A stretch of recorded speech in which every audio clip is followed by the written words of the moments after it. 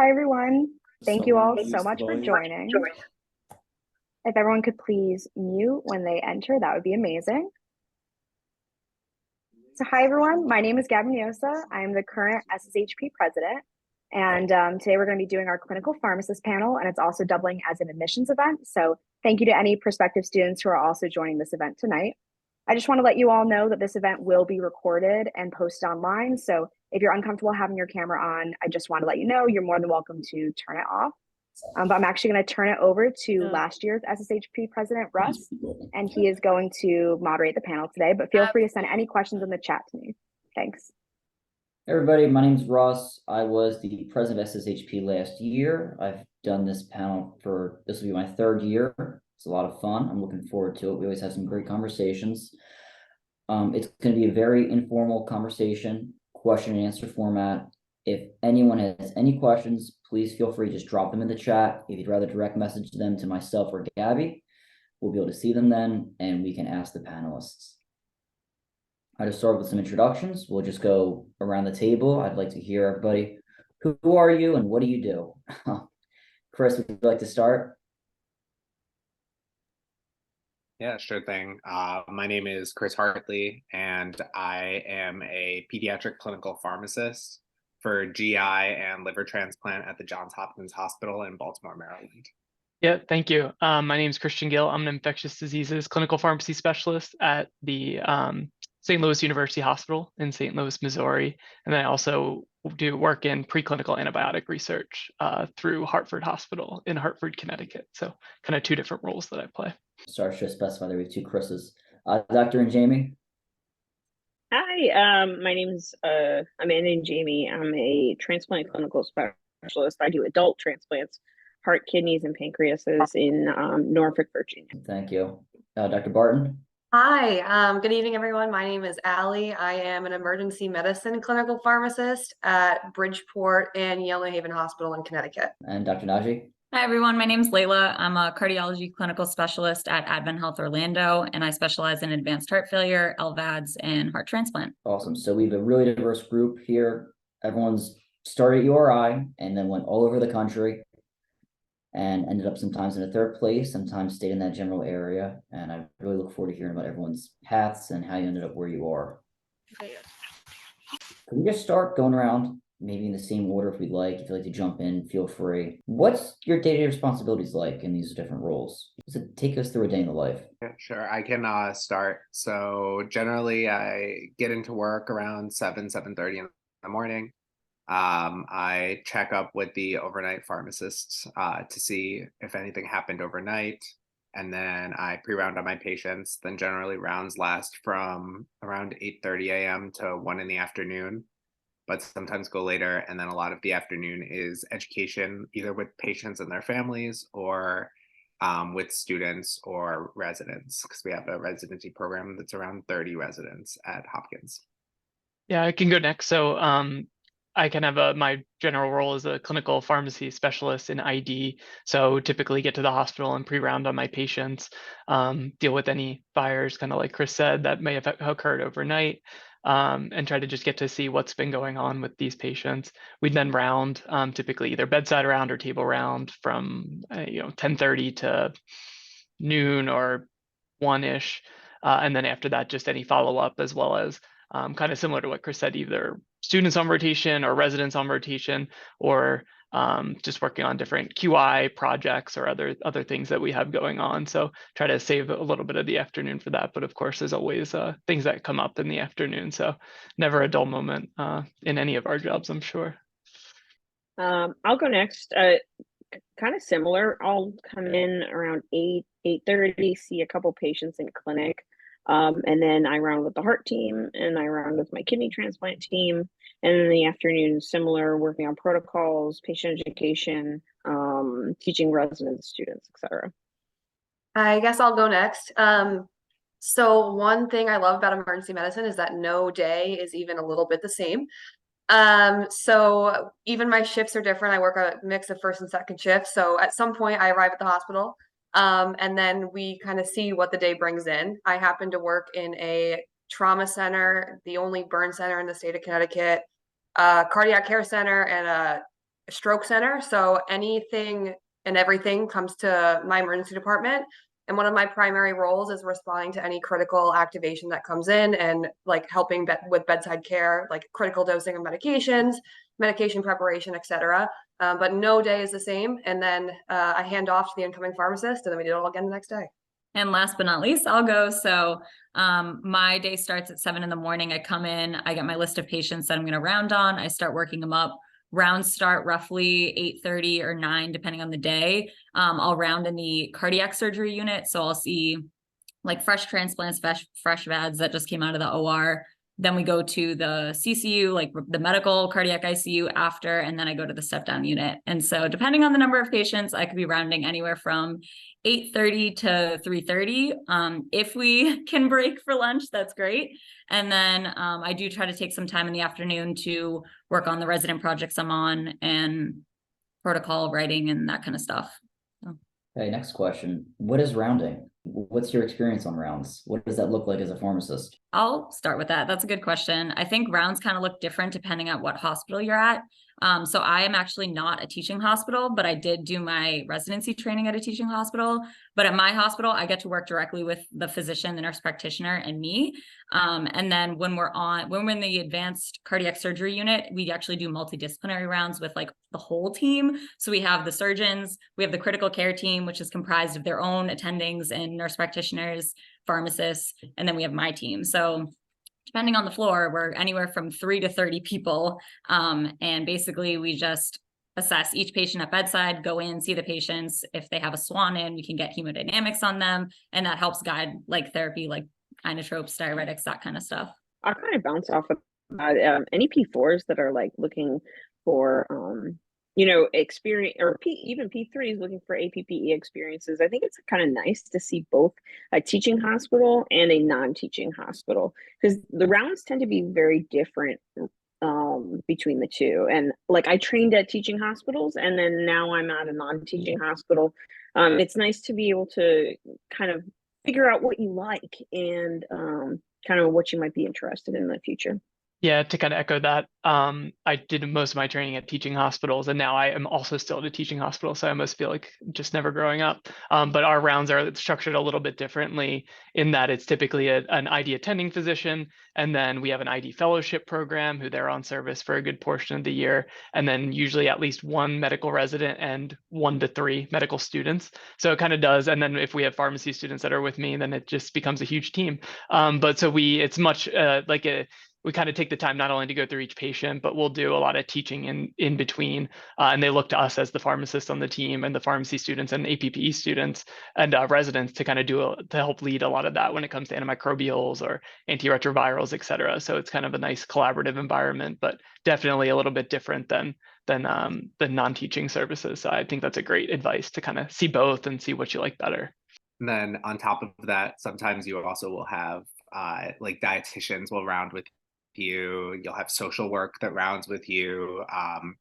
You'll have like bedside nurses that will round with you. And so you really get a lot of interdisciplinary, because it's not just, everybody who was reading the chart that morning and then sees the patient, but it's the, caregivers that take care of them overnight, the transition to what it's going to be like when they finally go home.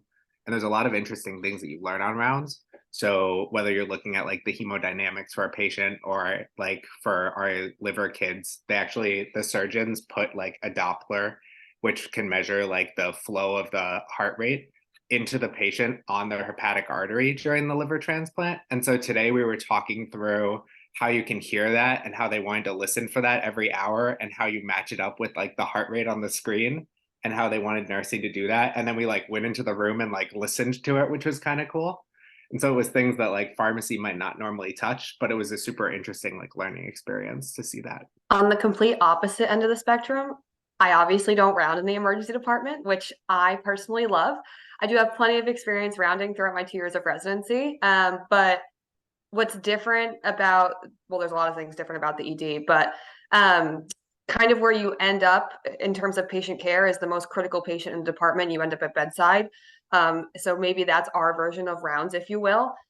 We have a lot less information than you would on a standard round. Sometimes we don't even have vitals yet, and you just have to look at them and be like, how sick are they? Are they a 10 sick or like a 3 sick?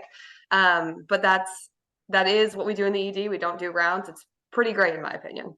I'm like very methodical, and I like the time to be able to work up patients and kind of learn as much as you can, make a plan.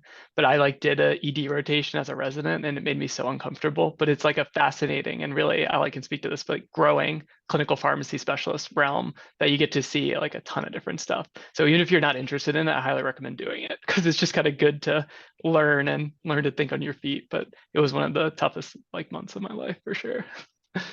Obviously, I have a biased opinion, but I would agree. I would encourage everyone to do emergency medicine rotations just because we don't learn a lot about it in school. It's very, very different from anything else you'll probably do on rotations.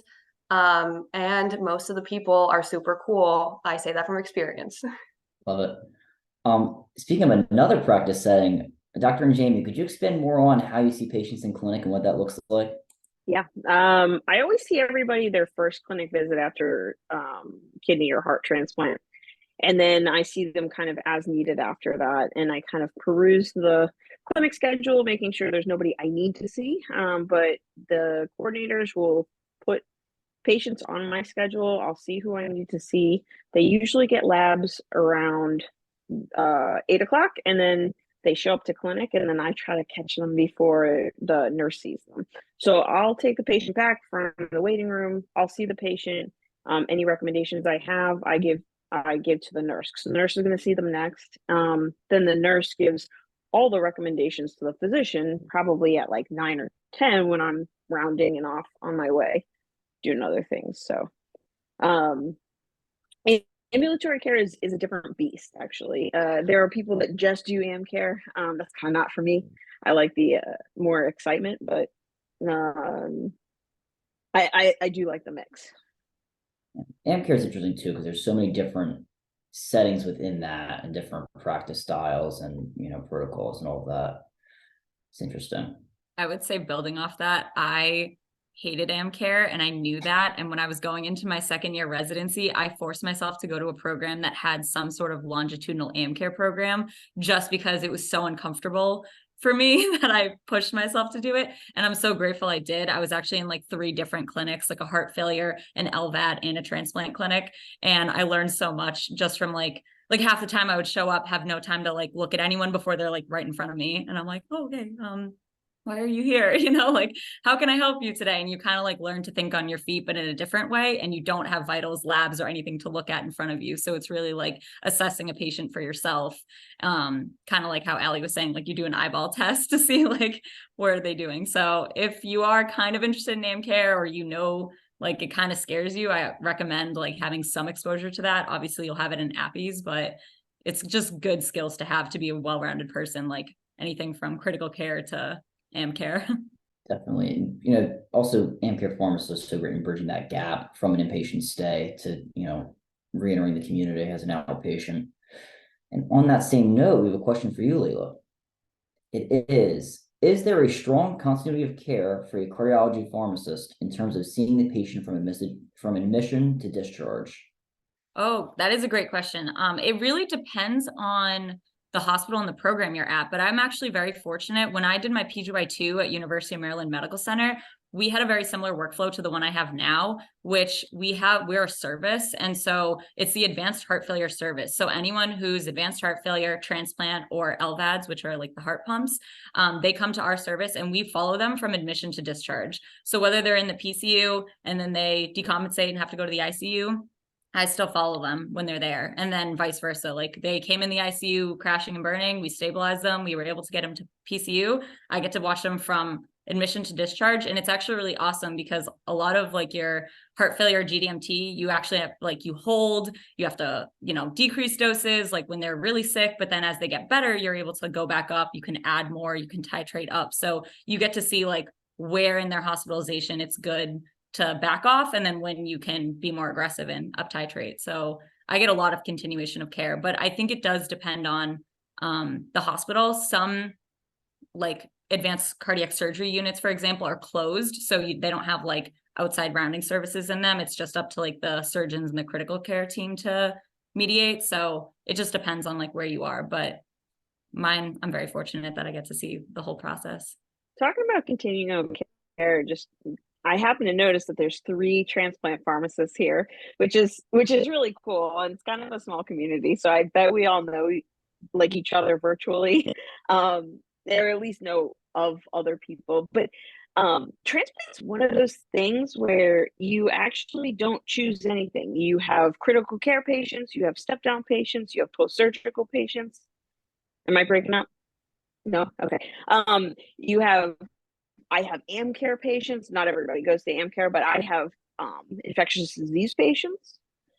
Transplant is like the specialty where you didn't pick anything. You do it all. So I think it's kind of cool that there's 3 of us on here, but I feel like I never had to pick anything. I have patients in the ED. So transplant's kind of cool. If you have an opportunity to check out a transplant rotation, I would. I think another trend, because even like, in transplant and cardiology, I think it's very apparent, and we kind of always think about the transitions of care. But I think there's a big trend even in ID and other specialties where we're focusing more on that to try to decrease length of stay. So we're working on a program where we're trying to get long-acting antibiotics such as dalbavancin to help facilitate discharge in patients that can't go with the PICC line for whatever reason. So I think that's definitely a trend that I've seen kind of through my training and out that every specialty pharmacists are becoming heavily involved in that because it's a metric that we get looked at as a hospital. So I think that's definitely kind of growing. Another kind of like continuum of care is so part of my other like section of my job for the GI part is all the kids that are like intestinal failure. And so the class that you take once, I think it's your 4th year in pharmacy school, is nutrition. It's like nutrition 300. And you're like, I'll never use that again. And then you have like lab, and Dr. Mattson gives you the like lab quiz on parenteral nutrition. And you're like, thank goodness I'll never touch that again. And then you end up on a team for intestinal failure, and you see patients in the hospital when they come in with an infected PICC line.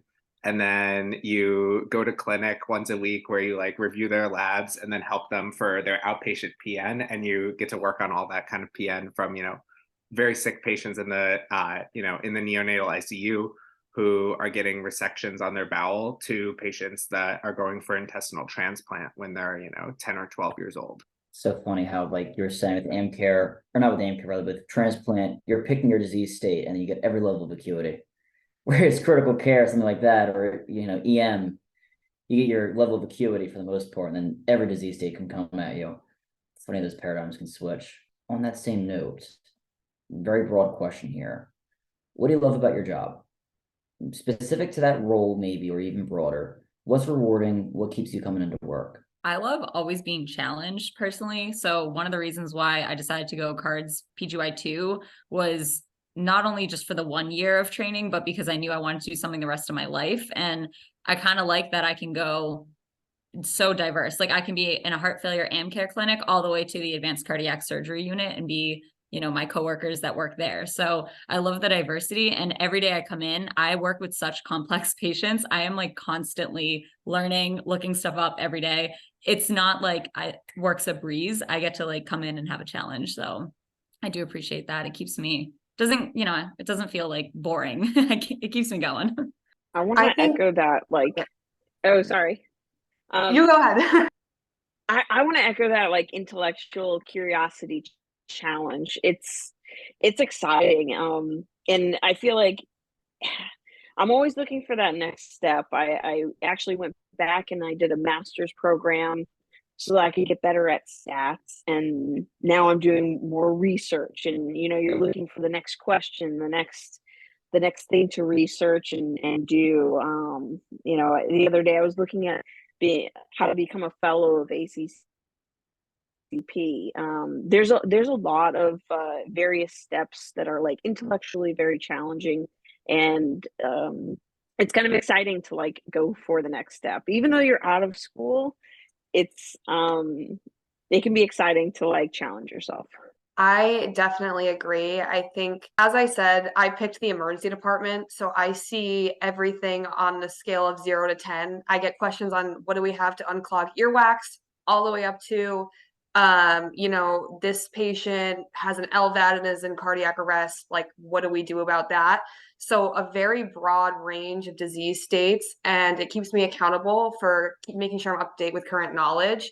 I think on top of that, I think Christian mentioned a lot of it's critical bedside care. I don't have a computer in front of me. I'm not looking up doses. I don't have time to sit down and like solve a problem. So it really keeps me sharp and keeps my mind sharp of what do we need to do now? How do we stabilize this patient now so that we can get them to the ICU, and then the ICU pharmacist can sit down and figure it out.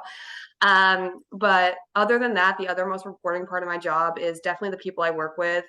I obviously don't work in any other department, so I can't speak for it, but I feel like there's some special bond about emergency department workers. We all kind of understand each other, and it really is a great team environment, and they're wonderful, and I'm so thankful for them every day.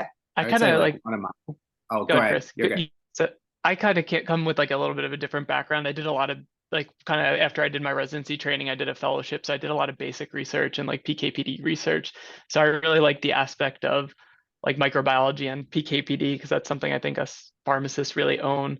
And I like not only doing it on the preclinical research side to try to have more antibiotics to be able to treat infections, but then seeing us using these antibiotics that I worked on before it was even approved by the FDA. So I kind of like that full spectrum of being able to not only develop these things, but then use them clinically. So I like my job now. It gives me a lot of latitude to kind of do that and do some translational research that comes with that as well. So again, all about the variety, but also just to really love the micro.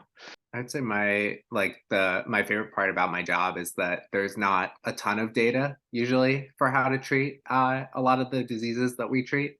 And so a lot of it is looking into literature, and you can find, the adult guidelines, and then you can find an adult study, and then there's maybe like one or two case reports, but it's nothing like your patient that you're treating. And then it's a lot of kind of educated guesswork of figuring out like how you're going to treat these patients and like what dose are you going to choose, how are you going to monitor that. I think one of the other nice things is being able to like work on policies and protocols. So being able to figure out, how are you going to monitor these patients long-term outpatient? What are you going to do for every patient so that it's not just the patient that you're rounding on during the day, but what happens when a patient comes in at 2:00 in the morning, and are they getting the same care that they would have gotten if they came in at 10 in the morning? And then I think the other part that I love about it working in pediatrics is, this week was Halloween. So my attending dressed up like Spider-Man for one of the patients, and had it like had like a Spider-Man outfit underneath his white coat, and like went into the room and like took off the white coat and had on like the Spider-Man costume. And like we had like a dance party for one of the kids. We had like a tea party before one of their transplants. So just like little things like that are super fun. What else do we have? All right, so going through, did everyone get a chance to speak for that one? Yes? All right. So how'd you get to your current roles? Could you just take us through from your P4 URI, take us through your journey? How'd you end up where you are? I can start. So from URI P4 year, I applied for PGY1 residency and matched actually at the hospital I'm at right now at Advent Health Orlando.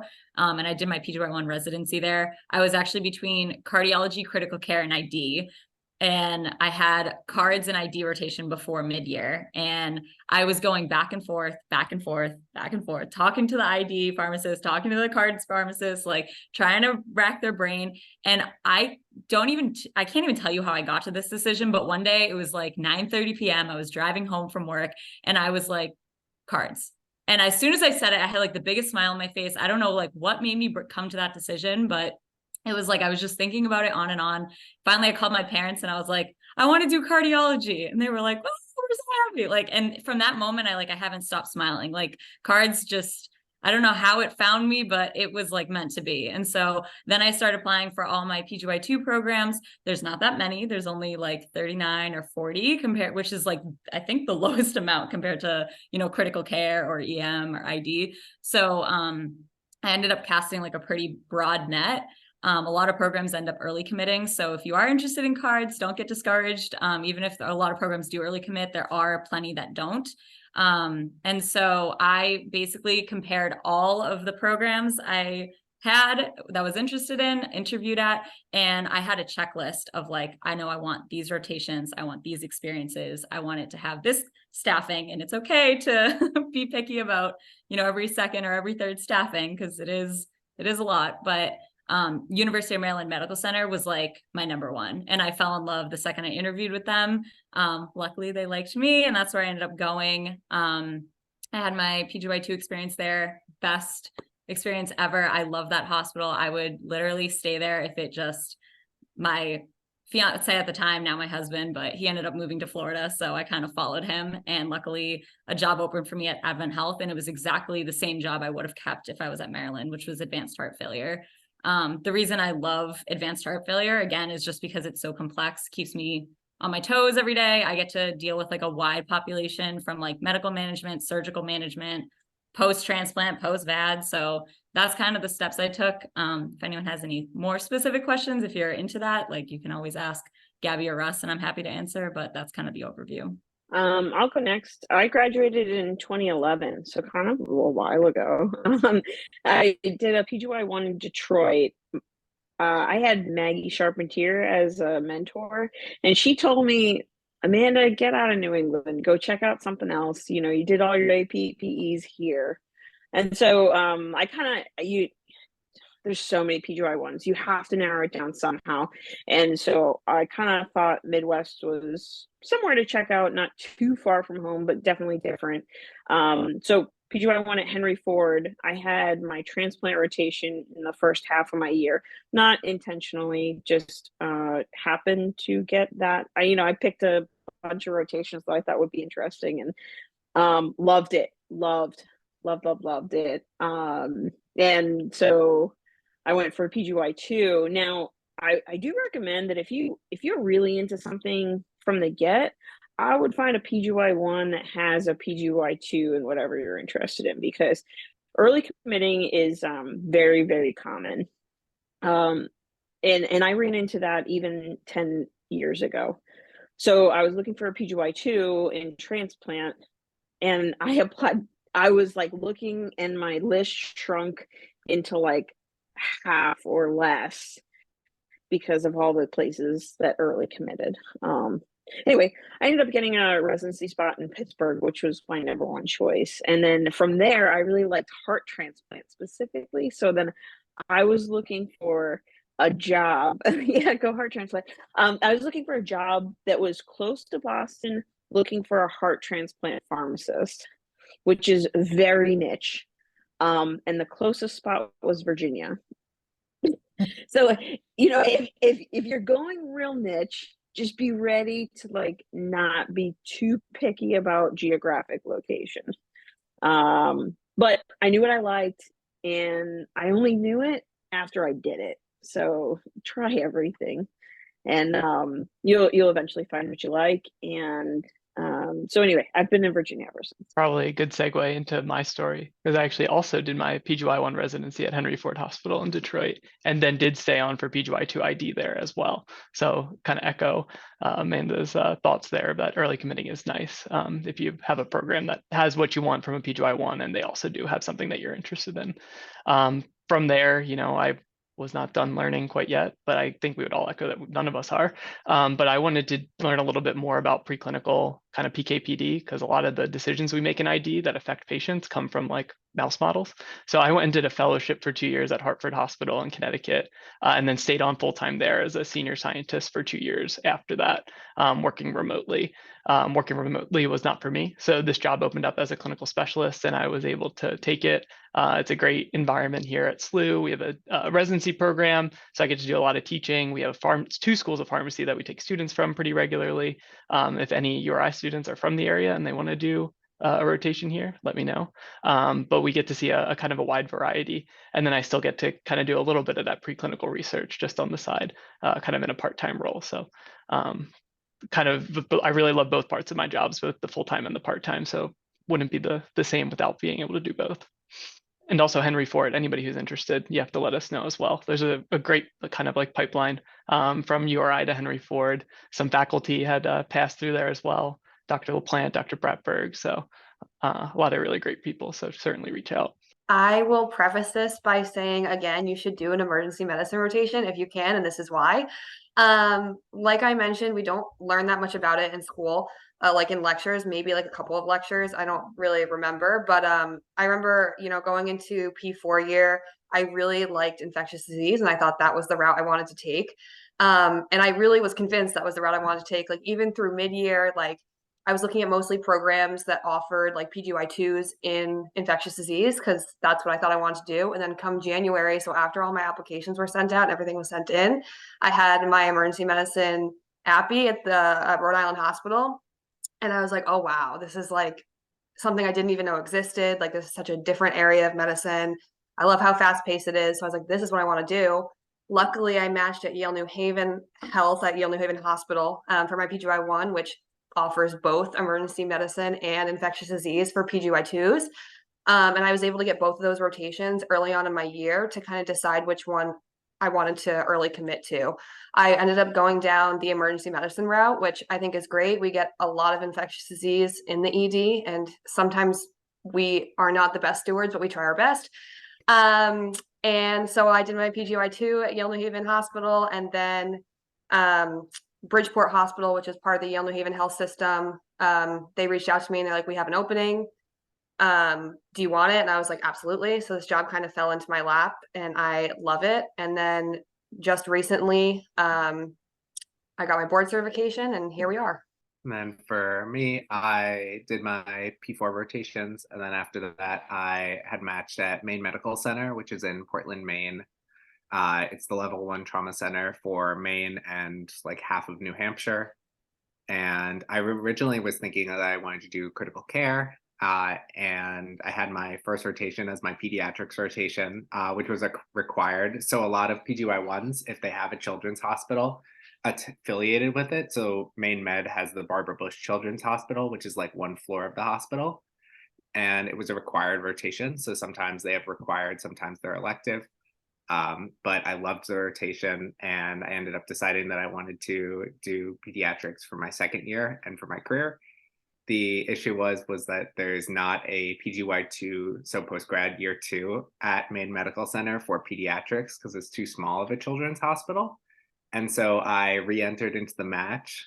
So essentially like you do the match system and you apply to a bunch of hospitals, you get interviews, you interview, and then you put in a rank and the hospitals put in a rank. It goes into a computer system and then it shoots out on a day on like 2 weeks later, like where you matched at your hospital. And so I had matched for my second year in pediatrics at Medical University of South Carolina, which is in Charleston, South Carolina, which was very different for me, having always lived in New England and then moving to the South. But I really enjoyed it. It was really interesting. We had a clinical on-call, which is something that I was really interested in because a lot of pediatrics programs have that. So one of the things that you can look at for residency programs is, do they have an on-call or not? And so our pediatrics on-call was every 4 weeks, you were on call for a week at a time. So you started Monday at 8 a.m. and you finished the following Monday at 7:59 a.m. And anytime there's a clinical question or a kinetic that you have to do, you get a page overnight that wakes you up, and then you have to answer the question. And then if you have any questions, you can like phone your backup, but it really gives you a lot of opportunities to see a lot of, complex cases that otherwise you might have missed overnight. And then for our adult colleagues at the on-call was slightly different. So theirs was an in-house on-call for 24 hours. So they started at 6 a.m. and they stayed in the hospital for 24 hours. So they'd stay overnight. There was a futon in the resident office. And then anytime there was a trauma that would come in overnight, they would get the page overhead that there was an incoming trauma and they would have to run down to the emergency department and be ready to go. And then they would also follow some labs overnight as well. For the P4s that are looking for residency, I think that's a great advice that Chris was giving. Like on-call is really cool opportunity. Ours was slightly different. It was in-house, but it was only from 3:30 p.m. to like 11 p.m. So we were kind of the clinical pharmacy coverage during that time. And we had 11 PGY1s, so it was every 11 days roughly. But it's cool. It's a lot similar to like EM pharmacy, where you're a lot of thinking of you're on your feet. You have hospitalized patients that are just hitting the door and you don't really know what's going on. So it's also a really cool experience, as well as just getting to live someplace else. I was kind of the same way. I never left the Northeast. I grew up in New Jersey, went to URI and never left. And so getting out to the Midwest was really kind of a unique experience too, that I always used to kind of think back on, like, oh, I never would have guessed I would be here for 2 years. On that same note of things to look for in advice, if you could go back to P1 years you or P1s right now, what would you tell them? What advice do you have? What do you wish you knew? It could be, this could mean anything you wanted to. What do you wish you knew when you were first starting pharmacy school? I would say the first thing that comes to mind, at least, like there's a lot of advice I would give my younger self, to be honest. But I think thinking about what I do now on a day-to-day basis, I think developing good coping mechanisms and ways to handle stress is extremely important. I just think back to when I was a student and how serious and life-ending I thought certain things were, and like how much pressure I'd put on myself to get certain things done by a certain time, and like how I would let that kind of derail me sometimes. And looking back, it kind of makes me chuckle, like seeing what I do on a day-to-day basis of what actually, is stressful and what actually kind of is the most critical. So I would say like develop great coping mechanisms, way to handle stress, and also just like give yourself a little bit of a break. It's okay to like not be okay. School's not easy. Pharmacy school, you could have like 3 exams in a week plus a lab where you have to like do an OSCE and hopefully not like fail it. So it's not easy, but just be able to develop coping mechanisms, whatever it is, figure out what works for you. That's probably like some advice I'd give to younger me.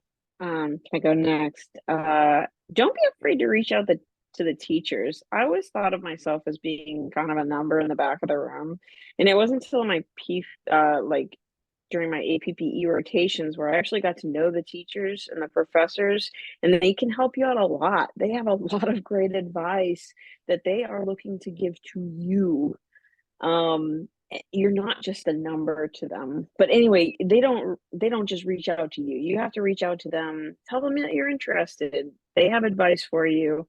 I didn't do that enough. I kind of sat in the back of the classroom, did my work, left, kind of, ship passing in the night, just tried to stay under the radar. And that's not really the way to go.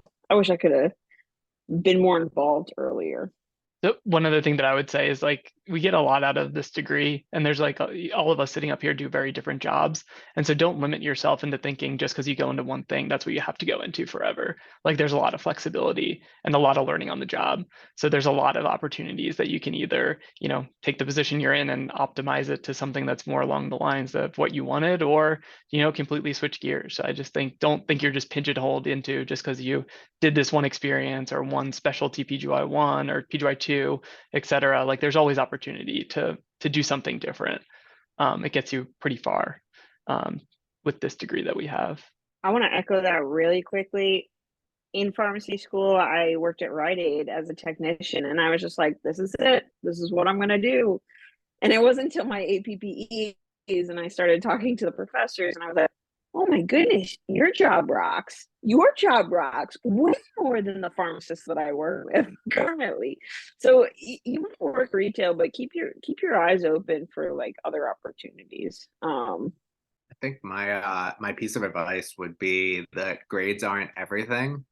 Like, yes, they're important, but like you do not have to be like the top person in the pharmacy class. As long as you're, willing to put in the effort and that shows, then that's important. Because once you get out of, the classroom, diseases don't look like they might in textbooks. And you'll learn that very quickly that, on an exam, there's, 5 multiple choice answers, or if you're in Dr. Bradford's class, there's like 12 multiple choice answers that select all that apply. But the real life patient is going to be so different than that, and they usually don't have all the telltale signs that you might see in a textbook. And so in case you're not the best academically, you can still be a great pharmacist and you can still do amazing things. Yeah, I would say for P1s, like, you have 4 years to really like shape yourself of how you want to present yourself when you graduate. And as someone who looks at like residency applications, like your GPA is one tiny part of it. We look to see, are you involved in extracurriculars? We look to see like, what do you do outside of school? Do you have fun? Like, what kind of person are you? So it doesn't all come down to grades. And if you are interested in extracurriculars, like go for it. If you're not, do the ones that you're interested in. I don't think you have to like stretch yourself thin to become this person that you think programs want, you think a job wants. Like do what feels right for you, and then you're going to land where you're meant to be. And so that's kind of like my PGY1 or P1 year, P1 year advice. But for my P4s, I know that when I was applying for residency, a lot of my friends were, and a lot of my friends gung-ho knew they wanted residency, like that was for them. And then there was this group of them that was like, I feel like I have to do residency because everyone's doing residency. And they kind of felt like they had to go through the motions of applying to all these programs and interviewing when they weren't even sure that it was something they wanted to do. And that was like one of my best friends like went through that. And so if you're in that boat, residency is great. I had a great time in residency, but residency isn't for everyone. And it's not like the end all be all if you decide not to do residency, because there's plenty of other things outside of it, like CVS, Rite Aid. There's industry that you can go into. You can be an MSL. My husband's like correcting me. He's also a pharmacist. And so there's plenty else. So like, don't feel like you're like pigeonholed to like residency or bust. I kind of think the same thing about PGY2s as well. Like, so I did not only PGY2, but the fellowship program. There's a lot of fellowship programs where you can kind of subspecialize into these different things that open up a lot of different career opportunities. So like my co-fellows, many of them go into pharma and kind of work more on the, like not necessarily the medical science side, like the MSL, like Layla was mentioning, but some go into like pharmacology or pharmacometrics, as well as go to the FDA or faculty. So there's a lot of other options too. And I think they're a little bit less known because they're not as well advertised at like ASHP. But I know there's transplant one that one of my co-residents from Henry Ford went into. So there's a lot of other opportunities kind of outside of that just mold of PGY1 then PGY2 to kind of get where you want to go. I really like the comment that residency is not for everybody. You really have to want to do a residency. It's because you're an underpaid pharmacist for a year or 2 years, and it's a lot. It's like 3 times the work of school. I felt like it was 3 times the work of school. And so you're underpaid and you're getting a lot of work. So you have to really love it.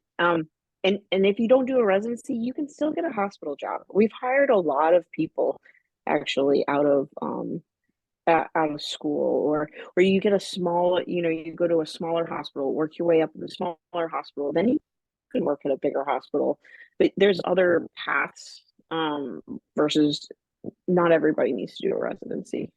I love that you pointed that out. So our takeaways for everyone is get involved. There's no straight path to success.